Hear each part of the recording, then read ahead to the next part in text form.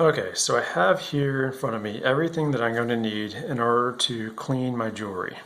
But first what I want to do is a little demonstration on what's going to happen to a piece of sterling silver, which I have here, that I've polished to a mere shine. And I'm going to go through a few basic cleaning techniques here, and we'll see how it affects the polish on this. So the first thing I want to do is I have toothbrush here. This is just a travel toothbrush I got at the dollar store, so there's nothing fancy about it. And my recommended method for cleaning most jewelry is just to take some mild hand soap. I'm going to move some things out of the way here. Take my mess tray here. This is just a piece of plastic that had some zucchini in it from the grocery store. So I'm going to go ahead, put a little bit of soap on here. This doesn't have any dyes or fragrances. It's very mild hand soap. And I'm going to go ahead and scrub half of this here and leave the other half as is so you can see what happens.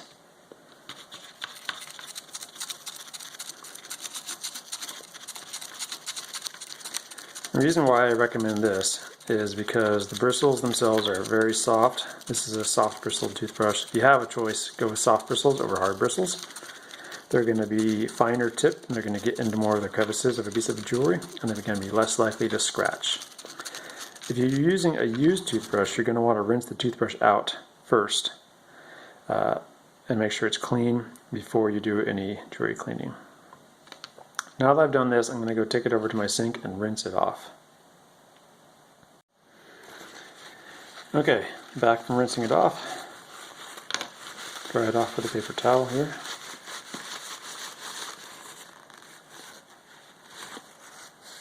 And you can see this is the side that I scrubbed.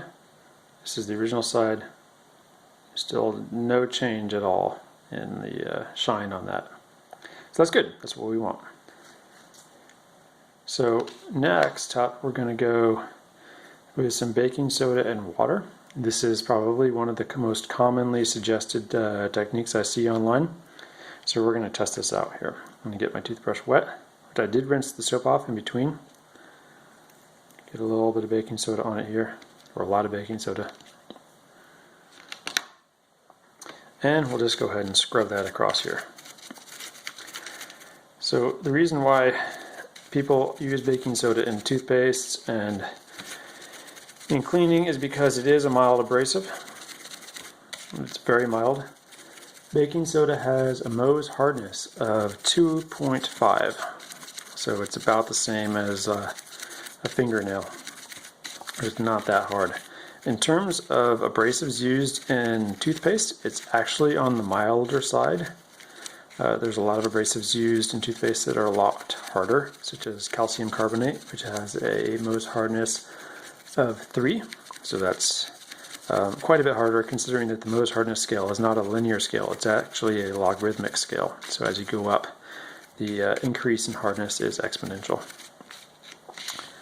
Okay, scrubbed that pretty good, so I'm going to go rinse this off and come back and see how it looks. Okay, got it all rinsed off. Dry this off with a paper towel.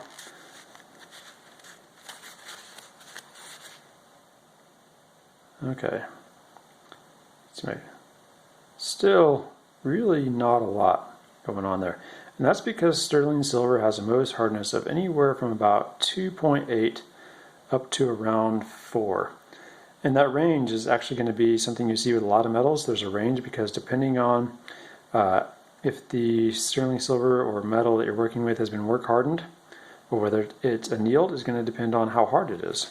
So this is a milled piece of sterling silver. It's in what's called spring hard form, meaning that it's very tough to bend. It's not ready to work. It needs to be annealed first.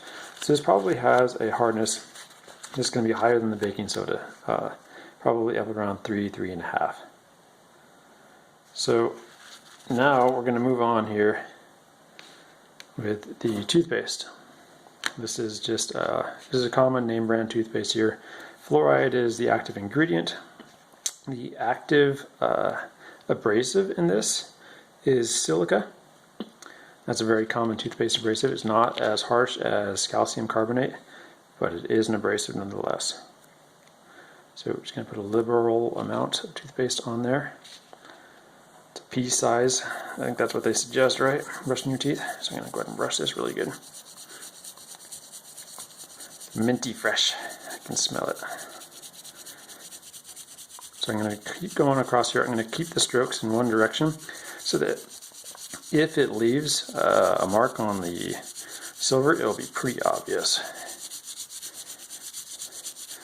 I think they recommend brushing your teeth for like 2 minutes, but I don't think that that really applies when you're cleaning jewelry. It just can depend on what you're cleaning and whatnot. So,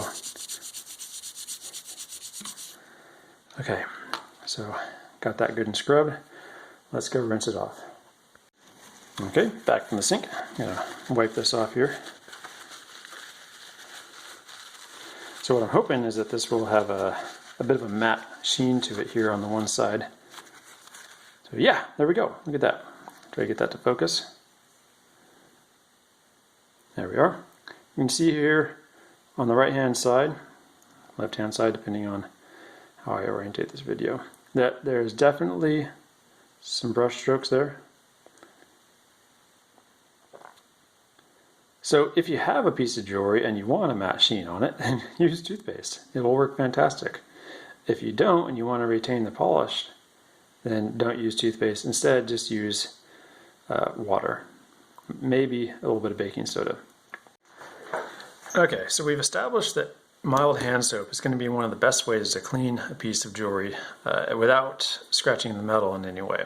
And anybody who's washed dishes knows that you want to use warm water, not hot, but just warm, something you put your hands in, just some mild hand soap, and that's going to do the trick. And the reason why you're going to use warm water is because the warm water helps to break down the grease and fats and any other thing that might be on the ring and help it to wash off faster than cold water.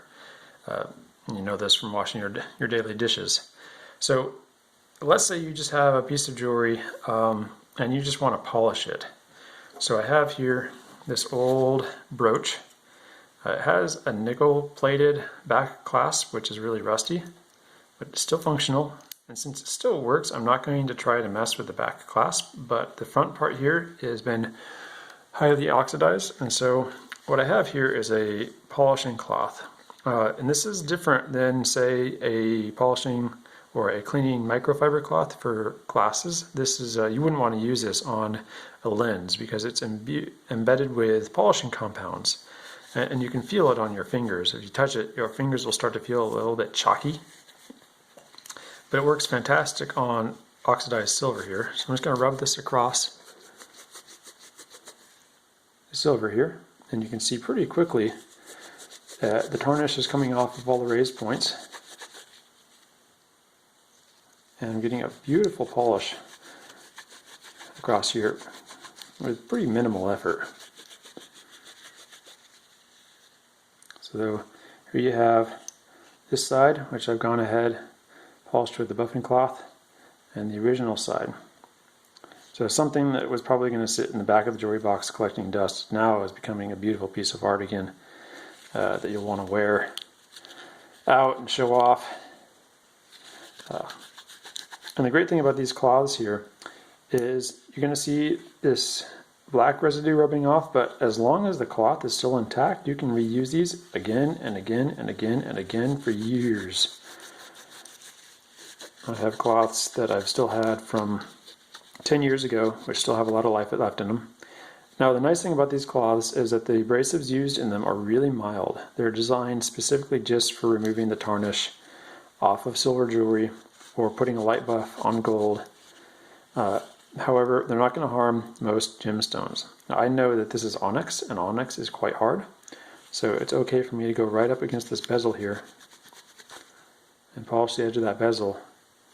And see here, it's really not harming the stone in any way. So I'll just finish polishing this up.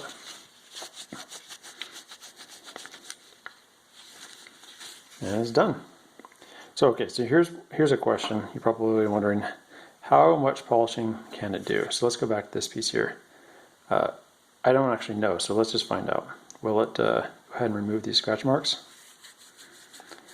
Let's go ahead and rub against here for a minute. Yeah, not really. The polishing compound that they put in here is not quite aggressive enough to take scratches out of silver, not deep ones. And that just kind of goes to show here that fluoride toothpaste is aggressive enough, it's putting deep enough scratches in this piece of silver that you can't just buff them out. But later I will show you how to remove scratches like this at home using a few really basic simple tools that most people have lying around the house. So we'll get back to this. So this same process works on rings as well. So you have a ring and it's heavily tarnished. You can just go over it real quickly with one of these.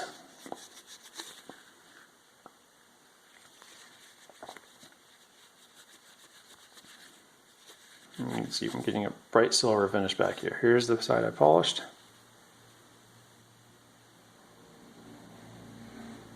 And here is the tarnished side, which, buffed again, brand new. If you go into a jewelry store that sells a lot of silver jewelry, you may find that the salesperson behind the counter spends a lot of time buffing the silver jewelry by hand when there's no customers around, just to keep it looking its best. To do the inside, there's a couple ways you can do this. I just use my finger. I put my finger like this. Just go around the inside. Doesn't take much. And there we go. Again, the stone here is citrine. And I know it's going to be hard enough to be able to handle this polishing cloth. There we go, we're all done.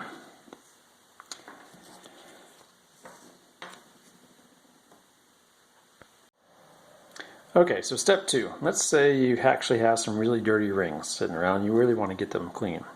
Over time, a lot of jewelers will do a lot of cleaning, and I've noticed over most people's rings are usually embedded with a combination of oils, dirt, skin, dead skin, just really gross stuff. So my rings, because I'm a jeweler, are really clean, so I'm going to have to kind of invent this. But in order to do this, I'm going to be using museum wax. This is really, really sticky stuff. It's very moldable and pliable, and it's very sticky. It's used as a fixturing compound.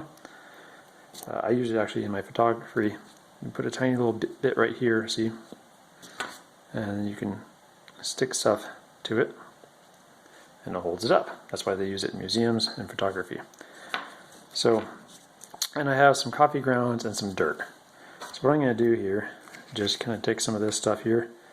Let's take a good look at this ring here. Now, obviously I wouldn't be doing this to one of my rings if I thought it was going to destroy it, so this will be a good demonstration. But you can see here there's a hollow back in this ring, which is how most ladies' rings are, and over time those just get crammed full of wax and dirt and all sorts of other stuff. So we're going to give it a healthy dose here of the museum wax and the coffee grounds. I'm just going to stuff that full here. Really cram it in there. Okay. So it's looking pretty gross. I'll go ahead and rub some of this along the sides here. This stuff is kind of like, if you've ever dealt with beeswax or candle wax, it's sort of in that sort of semi-liquid phase. That's about what it feels like. So as you can imagine, it's not really going to do very well with just scrubbing it with a toothbrush. Soap's going to have absolutely no effect. But I'm going to show you what you can do at home to get a piece of jewelry like this clean, still just using stuff sitting around the house. Then I'm going to do the same thing and show you what a jeweler will do with your jewelry if you take it in for a professional cleaning. I'm also going to talk a little bit about what to expect. If you've ever had jewelry professionally cleaned, you may have noticed that some jewelers will do it for free and others will charge you. So I'm going to talk a little bit about why that is, and when it's worth it to pay for a cleaning and when it is not. Just as a little side note, if possible, try to take your jewelry to the jeweler that sold it to you and have them do the cleaning, because they're going to know what it's made out of, what the stones are, and how to clean it. And they're much more likely to offer any type of cleaning warranty on anything that might happen to the ring during cleaning.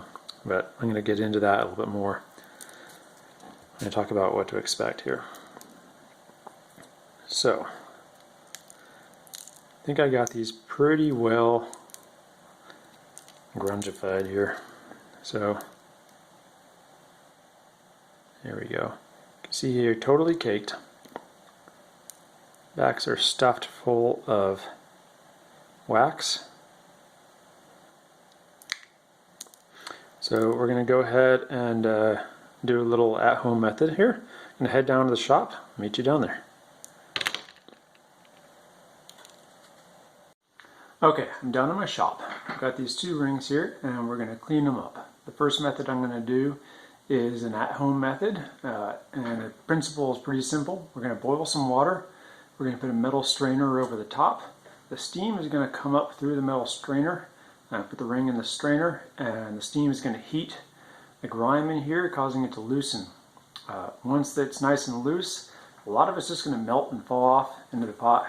The rest of it we can get off. At that point, it'll be soft enough that we can go ahead and get it with the toothbrush.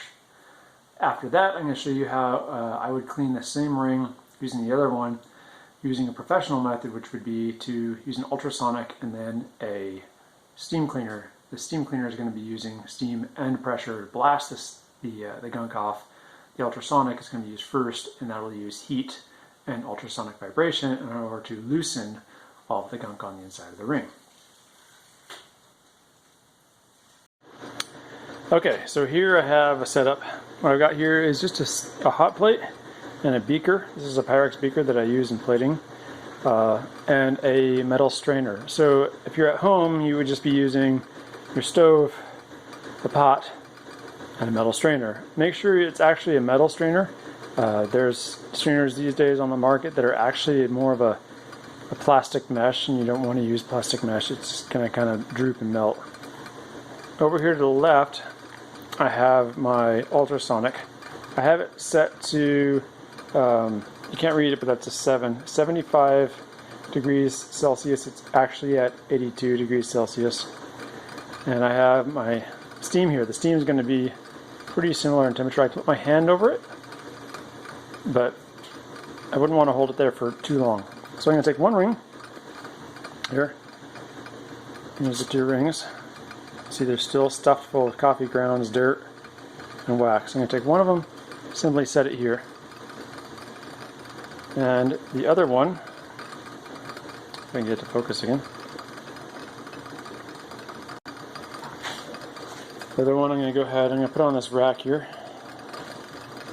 And it's going to get suspended inside of the ultrasonic. So I'm going to go ahead and turn this on. It's got a timer.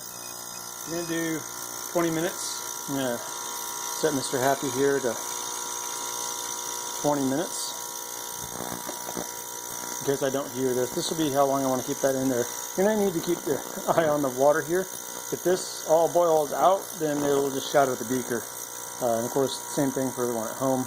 Check it every few minutes. The idea here is that this heat from the steam is going to be mild enough. It's not going to harm the ring drastically, but it should start to cause the dirt and the grime to break down. And that's the same thing that's happening over here. If we take a look here inside of the ultrasonic, you can start to see there's already some oil and dirt floating on the surface. Heat this right before it starts. This is all fresh water. It was really clean before it started this, so it's not taking very long for the heat and the vibration to break down this. This would be how a jeweler would be cleaning the ring and kind of stuff on. So we'll put this back here and we'll check back in about 15 minutes and see how it looks. Okay, it's been about 15 minutes here. You see I got few minutes left on the timer. Here, let's take a look at the rings. Now, before I do, I want to say one thing. I didn't test this prior to doing this. Internet lore says that this is one method to do it, so we're testing this out here. I can already tell from looking at this here that there's still a lot of gunk on this ring here, so that's kind of disappointing. But what we might do is we might try to attack that with the toothbrush next and see how that works. Let's take a quick look at the one inside the ultrasonic.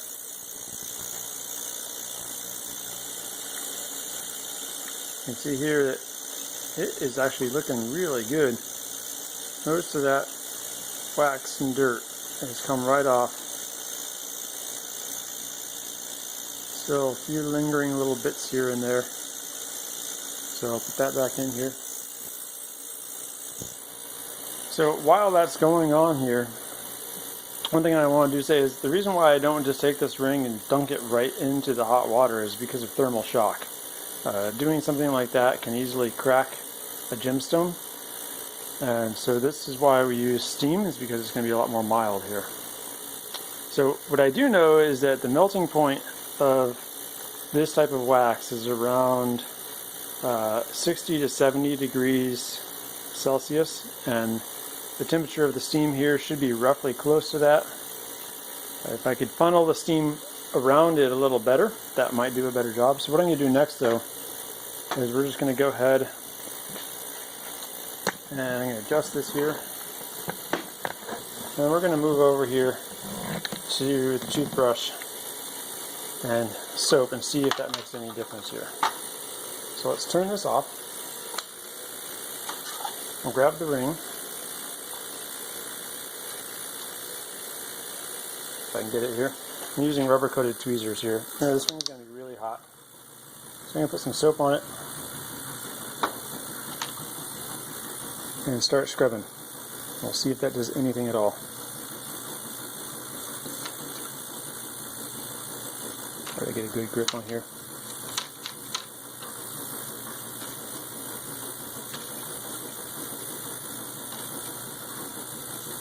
I can see the soap starting to turn yellow here, so that's a good sign. See, ooh, there's a big chunk that came off. That wouldn't have worked if it was... There's another big chunk.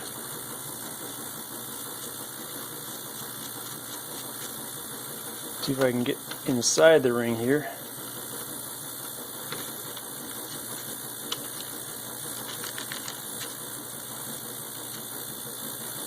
It's cool enough I can touch it now here. It's really slippery.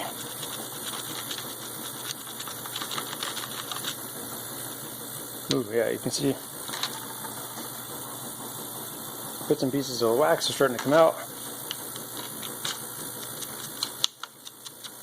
So it looks like, well, I was really hoping that the steam would just loosen and melt the wax and it would just fall right off the ring and melt into the beaker. It didn't quite do that. However,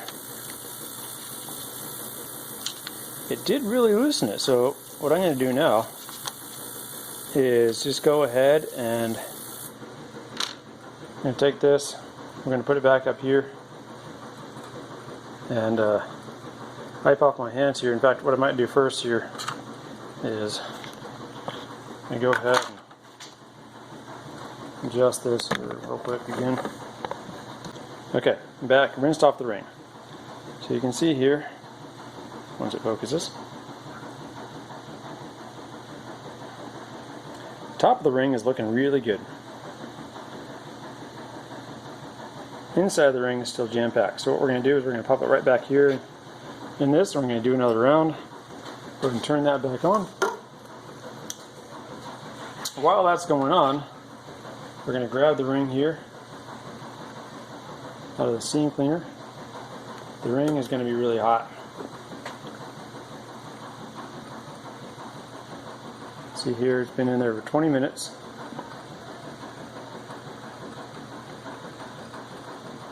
The inside is pretty much empty. Sides are empty. There's still a little bit of residual wax covering the tops of the stones. So we're going to move over to the steam cleaner and take care of that. So this is my steam cleaner here.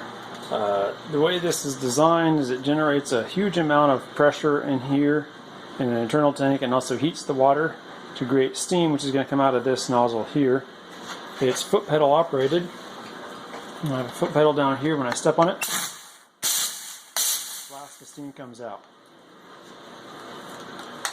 Now, when I'm doing this, I actually like to wear a mask, which I am doing now, because what I'm doing is I'm shooting out steam, which is blasting dirt and grime and basically atomizing it into the air.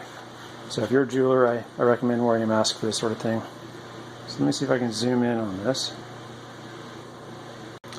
Okay, new camera angle.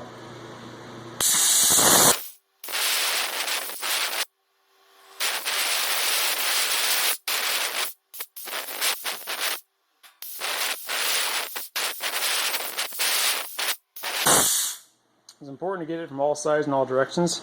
If you get stuff stuck behind the stones, they'll tend to lose their brilliance. But you can see here, between the ultrasonic and the steam cleaner, this is back to new condition. You can't even tell that I stuffed this thing full of copy and wax. See, the back of the stone is still perfectly clean. Stone, the main stone, and all the accent stones are still intact. The finish is still intact. The thing I like about this type of cleaning is that it's basically contactless. Occasionally, on the inside of the band where it hangs, the little hook, there might be a little bit of an abrasion there from shaking around, but you can easily polish that up as a jeweler. So that's how jewelry is usually professionally cleaned. And I'm going to talk a little bit more about what jewelers do in addition to this service, or at least what they should do when they take in your jewelry over the counter. And it's really important to get a good idea of how they're going to clean it and what your expectations are before you hand over the jewelry and what it's going to cost you. So a bunch of times gone by, we've let this sit for a while. It's not really working the best. I mean, I did get some crud out here, which is pretty good.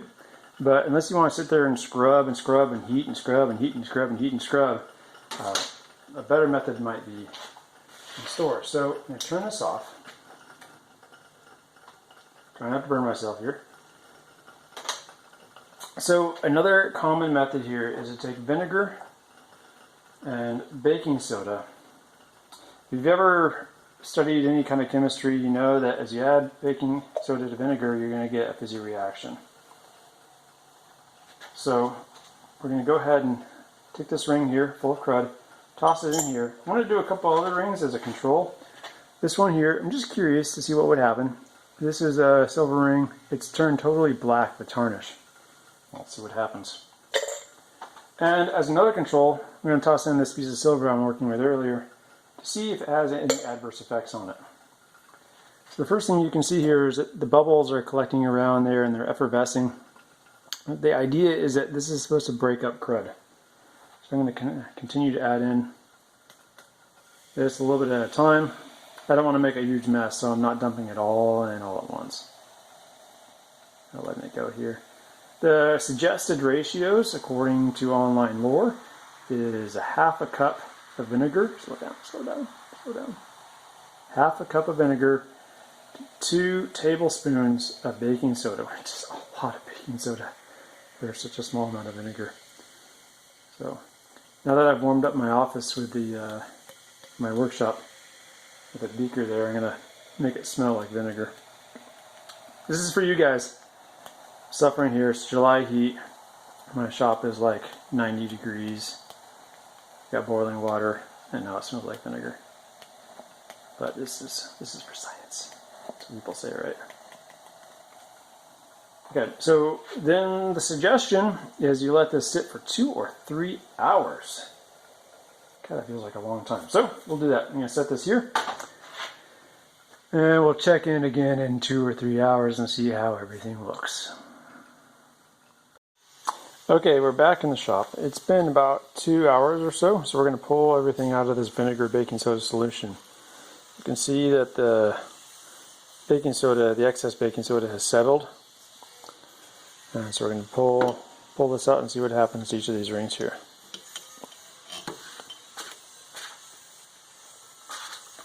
Okay, rinse these off here a little bit. Okay, so the tarnished ring here, you can see it didn't do anything to it. It didn't hurt the ring, but certainly didn't remove the tarnish at all. Pull out the piece of sterling silver here.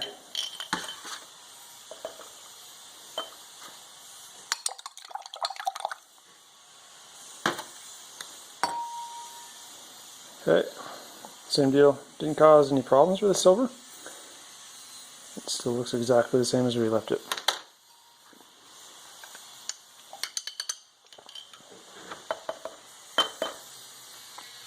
Oh wow. Okay. So if you look inside of this ring here, get to focus. Yeah, most of that wax is gone. It's been dissolved away. There's still a little bit of black gunk in there. So my guess is if I take some of this solution here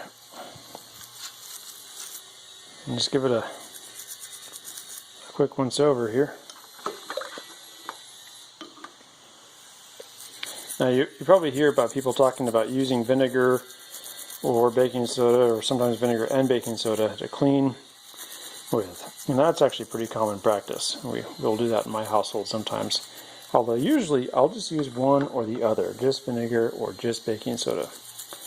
And the reason for that is this. Vinegar and baking soda are at two opposite ends of the spectrum. Vinegar is an acid, baking soda is a base. When you mix the two of them together, a chemical reaction occurs and you're going to get new things. If you have the right proportions of vinegar and baking soda, when you mix them together, they're going to cancel each other out and you're going to end up with water, carbon dioxide, which are the two bubbles, or the bubbles that you see, and sodium acetate, which is effectively salt. However, generally speaking, you're not going to get things in perfect proportions, so they're not going to totally cancel each other out. And so what you're oftentimes left with is something that is still either mildly acidic or mildly basic. And that's why people will claim that a vinegar and baking soda solution, if used together, are still a good cleaning supply. And I can prove this here by using one of these test strips. This is a pool test strip, but it measures pH as one of the items that it does here. You can see pH is this fourth row down here. So I'm going to tilt this back here so I can just get some liquid on the test strip here. Dunk that in there. Compare it here.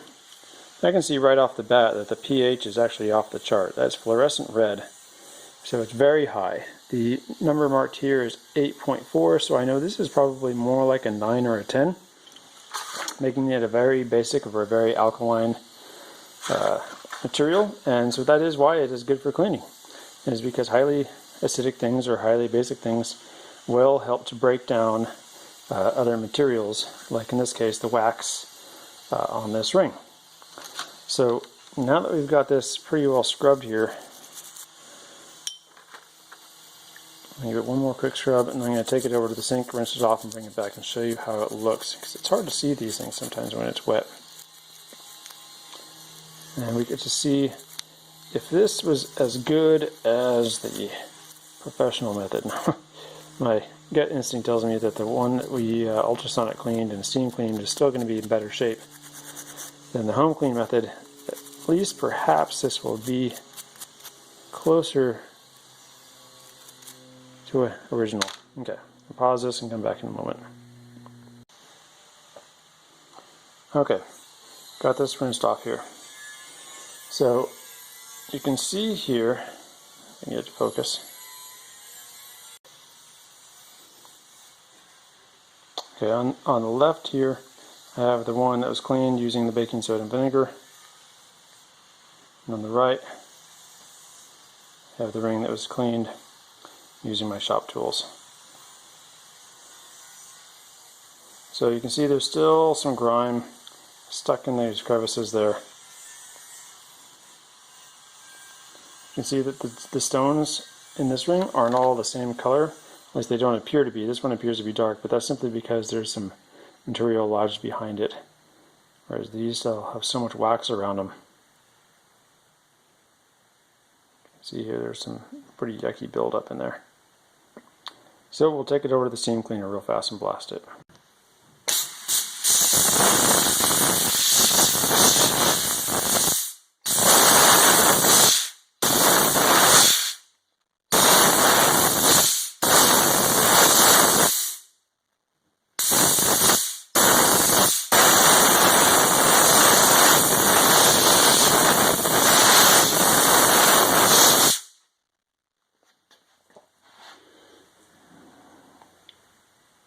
Alright, we're back to new again.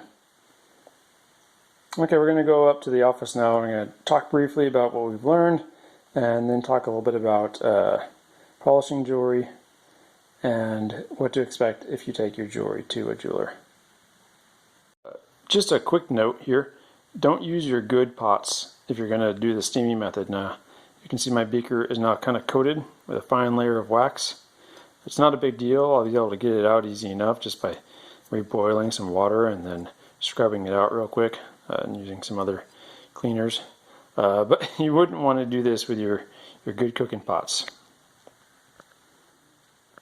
Okay, so one last topic that I didn't touch on, and that is these pendants here, which you may have seen sitting here on this piece of paper when I first started the video. And I didn't clean them because they don't need cleaned. But one thing I did want to touch on is if you are cleaning a pendant or a chain at home, always remove the chain before you clean anything. And the reason why you're going to do this is because it's really easy to damage chains when cleaning. So you would clean this separately from the chain. Chains really can only be cleaned one way safely, and that is to take a polishing cloth, take the chain and very gently pull the chain through the cloth, like so. You'll never, ever, ever want to use any kind of rotary or spinning tool like a bench arbor or a Dremel to polish a chain. And the reason for that is it's incredibly easy. Anybody who's ever used a lathe or taken any kind of woodshop safety class knows you take off your chains when you go into those classes because it's real easy for a chain or any loose article to get caught in the spindle of any type of polishing machine, yanked out of your hands and torn to pieces in that machine.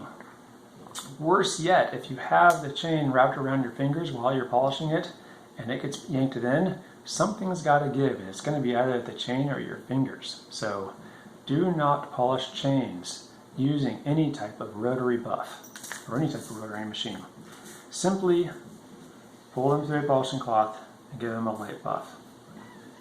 If they're highly oxidized, there are solutions that you can buy, dips, where you simply dip the chain into a solution, leave it submerged for a few moments, pull it back out, rinse in clean water, and your chain will be shiny and new again. That is, if it's silver. That works for sterling silver.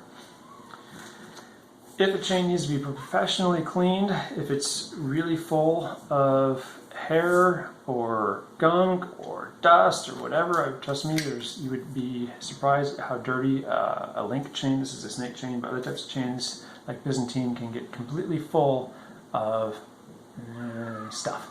So take that to a jeweler, have them ultrasonic clean it and steam clean it, and that'll be all it really needs. You probably would just want to specify to them that you don't need it buffed, just in case they're feeling brave or stupid and decide to try to clean the chain for you and it totally messes up their buffing machine and creates a bad day for everybody. So that's the topic there. Okay, so hopefully you found that useful. I really want to hear from all of you how you clean your jewelry at home. So leave me a comment below. If you have jewelry, you do your own method. I do read the comments and I try to reply. So if you have questions, please feel free to let me know. And if I get a lot of responses about how others clean their jewelry. Maybe I'll make another video addressing some of those methods. So that's it for at-home cleaning for this video. There's another 5 minutes or so of this video where I talk about what to do when you're taking your jewelry into a jeweler to have it cleaned, and what methods they use and what you should expect. So if you're interested, keep watching the next 5 minutes or so. And like I said, let me know what you thought and what you do to clean your own jewelry at home in the comments. And thank you very much for watching. This is Austin Moore with Earth Art Gem and Jewelry. Okay, so what have we learned? Well, we tried cleaning a piece of silver with a toothbrush and a couple of different types of mild abrasives, basically toothpaste. And depending on the type of toothpaste you're using is going to vary a great deal on the results you get. There's different grades of abrasives used in the dental industry, and they're each going to have a different effect. But in general, we found that the baking soda is not highly abrasive, whereas other elements in toothpaste such as the silica and actually fluoride is a mineral, does have a hardness of 4. Those are going to leave some marks on your silver or gold. So in conclusion there, warm soapy water is the best method with a clean soft bristled toothbrush, and that'll clean up your jewelry pretty well. Now if you have a lot of deep gunk deep in the recesses of a ring, well, we tried the steaming method, and that helped a little bit. After steaming for 20 minutes, we were able to mechanically remove with the toothbrush some of the grime, and we followed that up with a vinegar and baking soda bath, which for another 2 hours sat there, and that sort of helped to break that down a little bit further. Still, we had to brush it with the toothbrush, and it didn't get everything out of the nooks and crannies, but we were able to go ahead and clean that with the steam cleaner. So that kind of brings me to the obvious question: at what point do you take your jewelry into a jeweler to have them clean it? And to answer that, there's 2 basic points. One, if you're having trouble cleaning it at home, go ahead and take it in and have it cleaned professionally. The other method, or reason why you wouldn't want to do it yourself, is there are very good reasons why you wouldn't want to clean jewelry using either heat or steam or any type of chemicals. And it's knowing when and when not to clean your jewelry with certain methods that's going to make the biggest difference. There's a lot of things to consider, but here's some basics. One, never use bleach. Bleach is going to harm a lot of different gemstones, especially organic gemstones such as pearl and amber, and it may affect any kind of coated stone. There's a lot of stones like topaz. Mystic topaz is coated, and so it's going to possibly alter the way that stone looks. Bleach will also negatively affect the integrity of many different types of metal, including gold and silver, which can actually become a little brittle if exposed to bleach repeatedly. So don't use bleach. Also, it's terrible stuff, and you never ever want to mix bleach with any other household chemical because bad things can happen.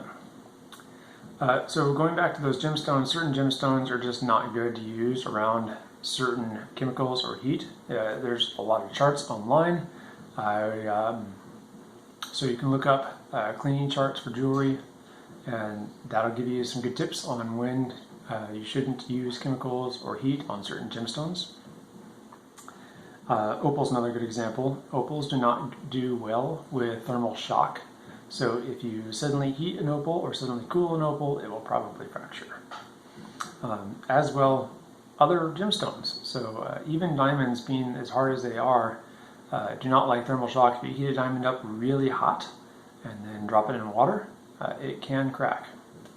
So that's the big thing there. Now, if you've ever taken your jewelry into a professional to have it cleaned, you may notice that some of them will simply take the jewelry, take it in the back, clean it, and hand it back to you 5 minutes, no charge, you're out the door.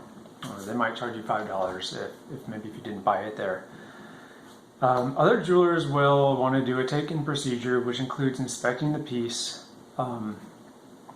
documenting the entire piece for any problems that they may see or they may note, any prior damage on the ring or pendant or the article that you're bringing in, such as a watch. And they may not even quote you at that time. They may say, okay, we're going to do this, and if a problem comes up, we'll let you know. That's because there's a lot of risk in cleaning a piece of jewelry. So let's take a look here at this jade ring. Now, I know what this ring is made out of. I know that it's brand new. I know the stones are set securely, so I don't have a problem popping it in my ultrasonic. But let's say somebody came in to my shop from off the street. They have a ring. I didn't sell it to them, but they want it clean. So I, at first glance, would take a look at the ring, not knowing what the metal is or what the stones are. I would, at that point, have to talk to the customer and assume that they may not know either, because they may not have gotten this directly. It may have been a gift for them. So it's best never to assume. In that case, what I will need to do is have a sit-down discussion with the customer and say, okay, here's my procedure for cleaning the ring, and tell them that I want to check each stone to see if it's loose, because if I put this in an ultrasonic, if I decide that it's safe to do so, because of the frequency, that may shake a gemstone loose. And this is where problems tend to occur between clients and jewelers. Say a customer walks into the jewelry shop, drops off a ring, comes by to pick it up later, and the jeweler and says, well, looks like a couple of your diamonds fell out. We're going to need to charge you to put those back in. That's usually not what the customer wants to hear. However, if the jeweler had talked to the customer upon taking in the jewelry and said, look, we're going to clean this, it's possible some stones might fall out. Do you still want us to proceed, even though we'll need to charge you if they do fall out? At that point, the customer, now they have some knowledge about what's going to happen, and they can make a choice before being faced with a piece of jewelry that's now missing stones and is going to cost them some money to fix. And a lot of jewelry shops now are moving to these 3D digital cameras. These are really handy because you can just set them right there on the counter, and when a customer brings in a ring, you can take the ring, put it onto the camera here, and you have a nice big screen here. So some people have a lot of trouble looking at magnification through lenses. Right here, I can adjust the focus on here. And so you can sit down with the customer, you can go through and tell the customer, okay, I'm looking at the ring here, I noticed that there's a bit of a chip on the stone here, and I noticed that this diamond is wobbling a little bit. We can clean it, but I just wanted to note that these are already here before I take it in. And the customer then usually signs a little receipt saying that the damages are noted, and then they sign saying, yes, please tighten all the stones, or no, please leave it as is. That's the sort of procedure you really want to look for if you are taking a ring of any value, particularly one with any gemstones, into a jeweler, to have them clean it and refinish it. Not doing so may lead to an argument down the road about who may or may not have caused damage on a ring when it was brought in. It's entirely possible. You bring in a ring, it could have been damaged when you dropped it off already and you didn't know it. Half the time, all that gunk that's in the ring is what's holding some of those tiny little gemstones in the first place. So do sit down, have a discussion with the jeweler when you bring it in. Ask them what they're going to do. Ask them what their policies are for any damages that might occur. If it's their fault, they should, in theory, cover the damages if they break something or it is specifically their fault. And it's kind of on them to take a look at the ring closely, or the article closely upon arrival, and inspect it for any damages that might occur and relay that to the customer. Now, other times you may just have something like a simple gold wedding band. All it needs is a polish. There's no stones, there's no details or textures. Great, go ahead and drop that off. The only other thing I've ever seen happen is somebody might have a ring with special finishes on it, maybe an oxidized finish along with a polished finish over that, or a brushed finish, or a very delicate milligrain or Florentine finish. The jeweler takes it in, thinks it's just scuffed, buffs everything out, polishes it, hands it back to the customers, here you go! And the customer is now really upset because the special finishes on the ring have been totally annihilated and it just looks like a plain polished ring now. So that's another thing. Make sure you communicate to a jeweler when you're dropping it off, hey, these finishes right here need to be either left alone or retouched up as they appear now. So those are things that you will want to discuss with a jeweler. And as I said before, if you buy a piece of jewelry from a jeweler, try to take it back to that jeweler to have it redone. They're going to be happy to see you. You're always going to be welcome in their store to have your jewelry inspected. And yeah, they're going to want you to look around and maybe buy something. They might try to sell you something like a rhodium plating add-on, a ring resizing. But they do usually have your best interests at heart. So if you're just there to have it cleaned, just tell them politely, hey, just here to have it cleaned, and then go about your business. You may even say, hey, when can I come pick this up? And then go do some other shopping and come back.